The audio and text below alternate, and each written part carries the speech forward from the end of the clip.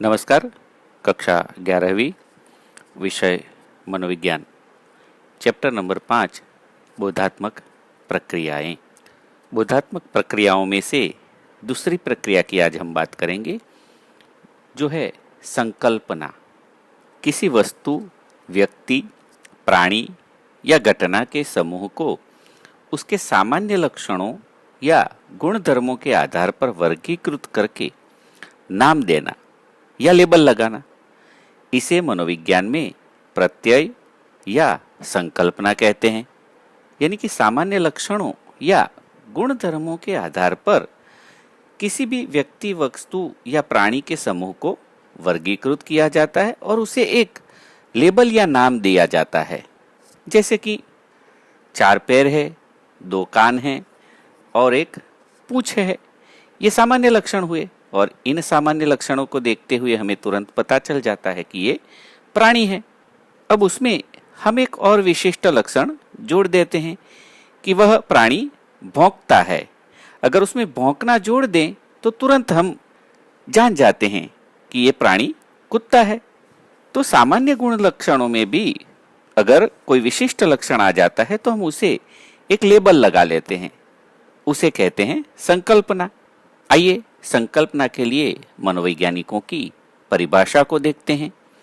कुछ नियमों के अनुसार लक्षणों का परस्पर मिलन या व्यवस्थापन अर्थात संकल्पना, ये व्याख्या हुल्स, इगेत और डीज ने दी है। उनके मतानुसार व्यक्ति, वस्तु, घटना या प्राणी के जो लक्षण है वह कुछ नियमों के अनुसार परस्पर एक दूसरे से जुड़ते हैं, एक जैसे हैं, और एक जैसे गुण लक्षण वाले समूह को विशिष्ट नाम या लेबल दिया जाता है, उसे संकल्पना कहते हैं। दूसरी व्याख्या देखते हैं।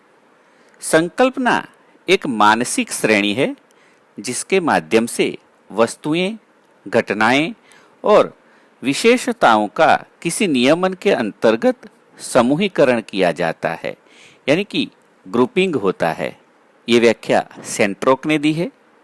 सेंट्रोक के मतानुसार संकल्पना मानसिक श्रेणी है और उसमें वस्तुओं, घटनाओं और विशेषताओं का समूहीकरण होता है।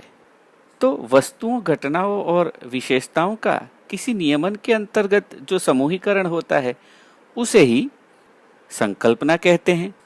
इसके आधार पर हम यह कह सकते हैं कि कोई संकल्पना तब बनती है जब वस्तु, व्यक्ति या प्राणी में कुछ लक्षण हो, यानी कि लक्षणों का होना आवश्यक है और लक्षण होते हैं तभी हम उसको एक समूह में शामिल कर सकते हैं या उससे पृथक कर सकते हैं।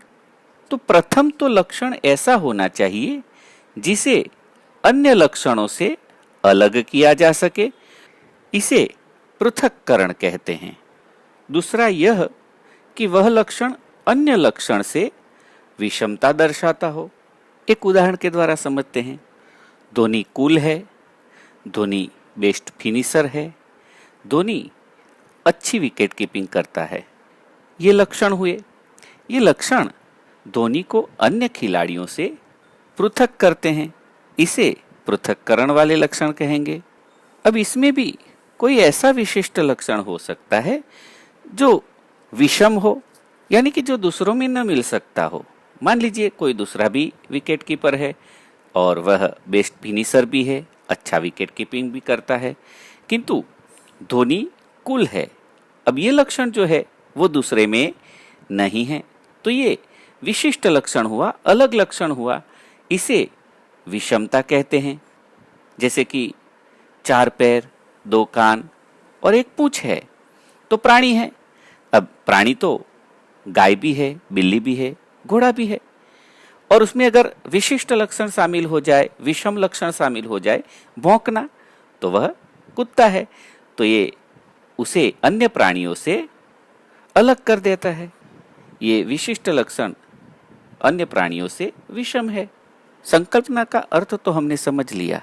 सामान्य लक्षणों या गुणधर्मों के आधार पर वस्तु, व्यक्ति, प्राणी या घटना को एक विशिष्ट समूह में शामिल कर देना या नाम दे देना।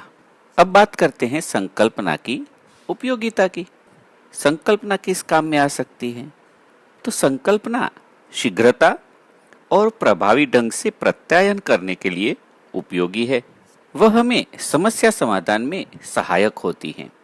देखते हैं कैसे सहायक होती है।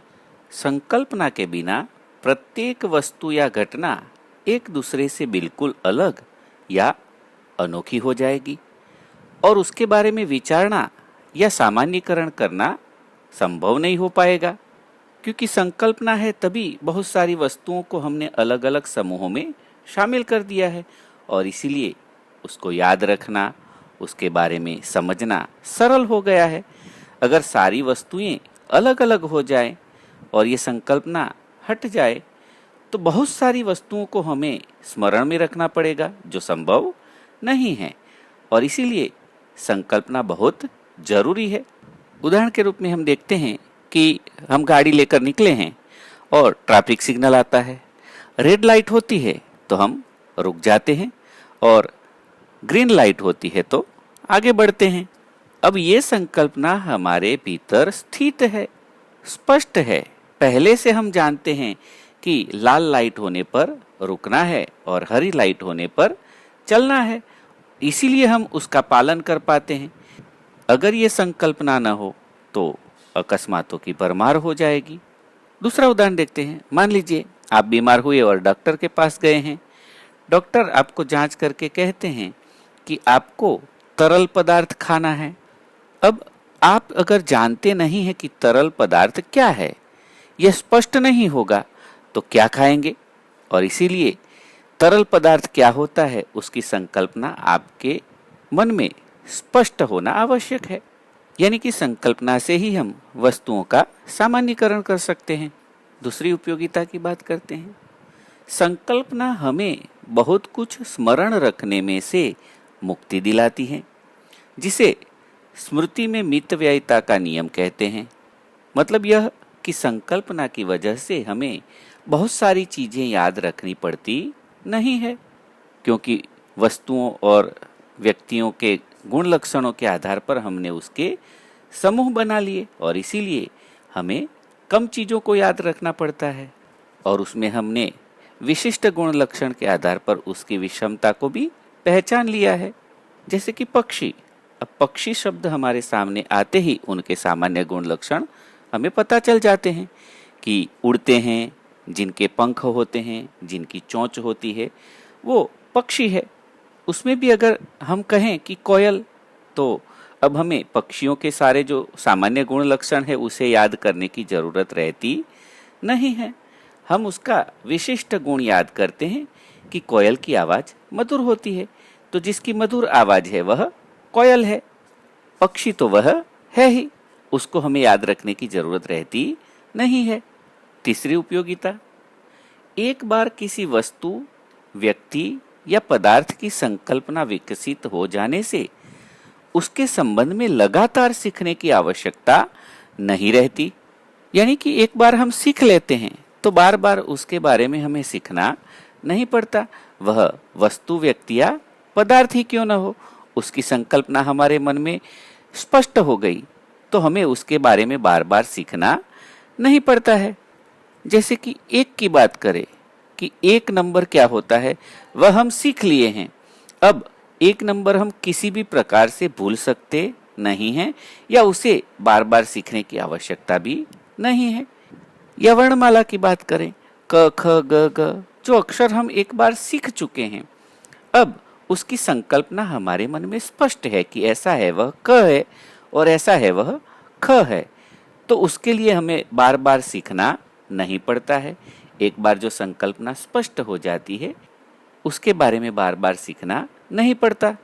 चौथी उपयोगिता, किसी घटना के प्रति किस प्रकार की प्रतिक्रिया करें, इसके संबंध में निर्णय लेने में संकल्पना हमारी सहायता करती है।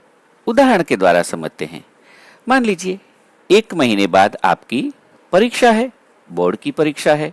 अब उसको कैसे प्रतिक्रिया देनी है यह आप तय करेंगे कि भाई कम दिन है, कैसे पढ़ाई करें, कैसे याद रखें, टाइम टेबल बनाना पड़ेगा, सारे विषयों को न्याय देना पड़ेगा और अच्छे से सब स्मरण करना पड़ेगा।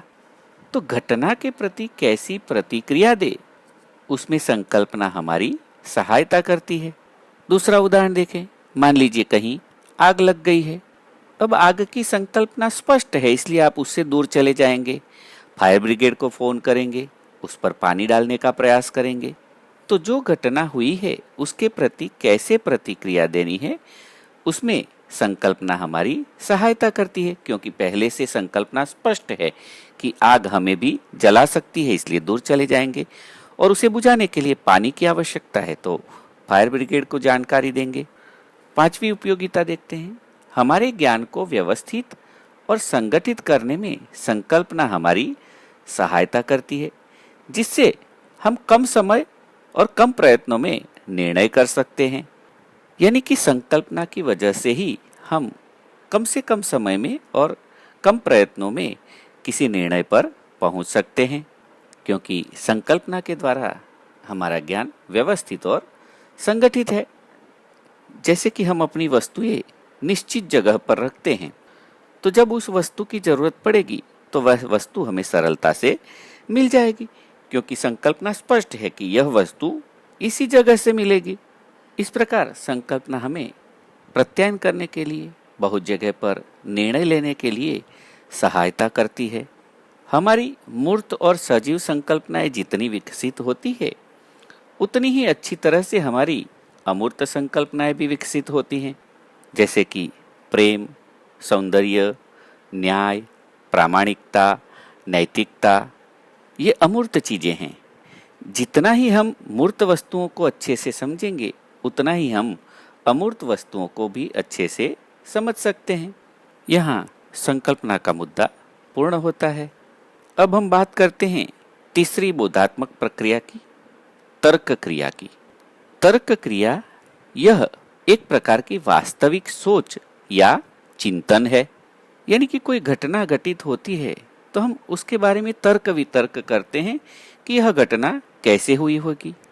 तर्क क्रिया के माध्यम से व्यक्ति अपनी सोच को, अपने विचारों को क्रमबद्ध करता है तथा तर्क वितर्क के आधार पर किसी निष्कर्ष पर पहुंचता है।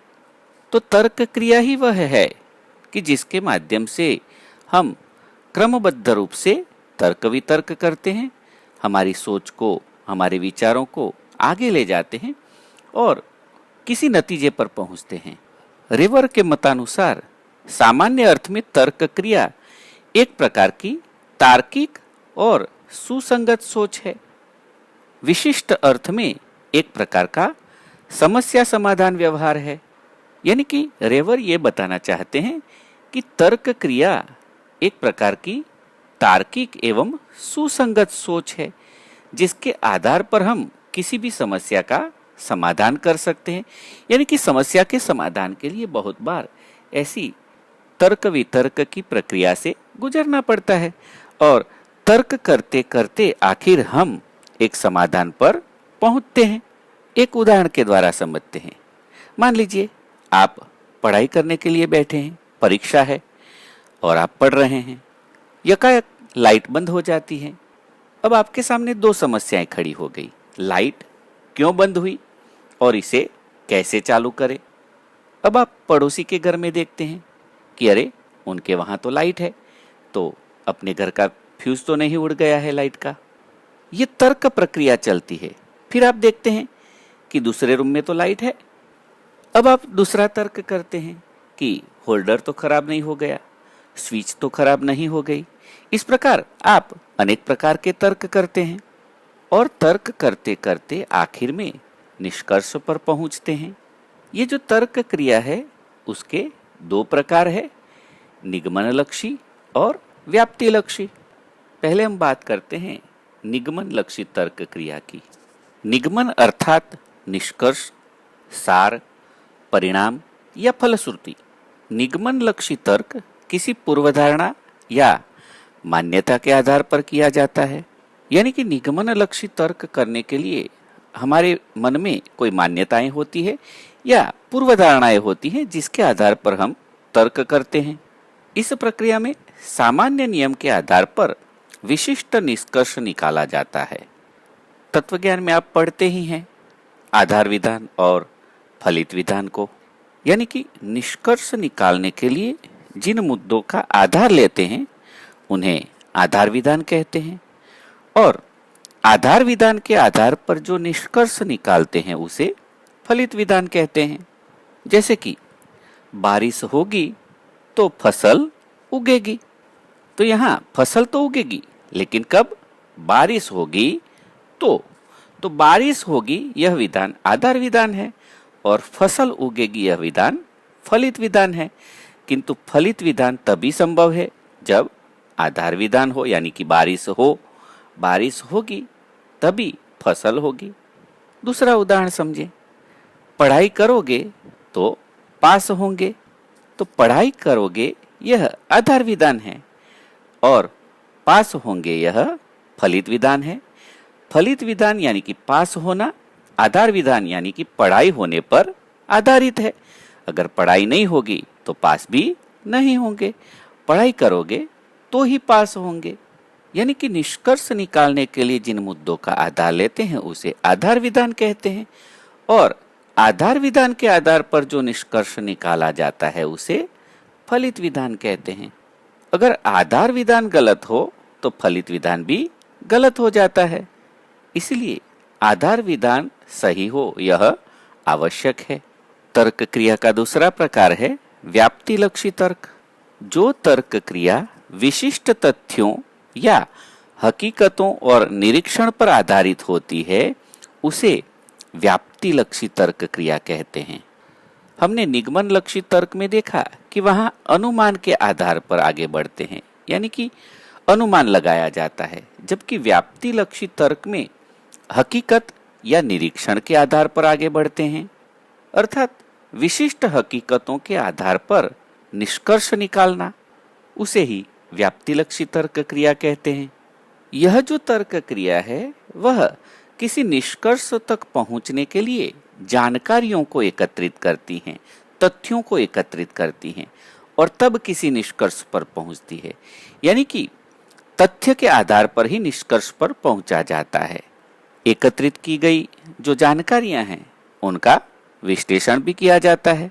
यानी कि व्याप्ति लक्षी तर्क में जानकारियों को एकत्रित करके विश्लेषण करने के बाद निष्कर्ष पर पहुंचा जाता है। उदाहरण के तौर पर समझे, मिस्टर शुंग फोंग चीनी है और चीबा है, ये विशिष्ट विधान है। मिस डेंगलुंग चीनी है और चीबा है, यह भी विशिष्ट विधान है। ये सारे आधार विधान है। मिस्टर होंग अंग हो चीनी है और चीबा है। मिस्टर चाओ माओ चीनी है और चीबा है, ये सारे विशिष्ट आधार विधान हैं। इन विशिष्ट आधार विधानों के विश्लेषण से यह निष्कर्ष निकलता है कि सभी चीनी चीबा है। तो सभी चीनी चीबा है, ये व्याप्त फलित विधान हुआ, यानी कि बहुत सारी जानकारियों और उसके विश्लेषण के आधार पर ये व्याप्त फलित विधान हुआ कि सभी चीनी चीबा है। यहाँ तर्क क्रिया भी पूर्ण होती है। नमस्कार, सबका मंगल हो।